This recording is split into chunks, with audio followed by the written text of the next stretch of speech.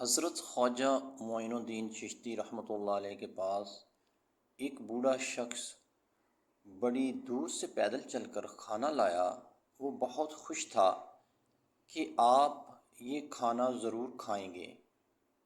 اسے معلوم نہ تھا کہ آپ روزے سے ہیں۔ آپ نے اس کا دل رکھنے کے لیے روزہ توڑ دیا۔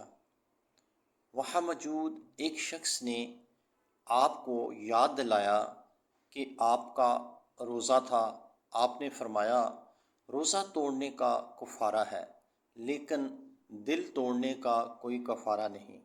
خیال رکھو کبھی بھی تمہاری وجہ سے کسی کا دل نہ ٹوٹے۔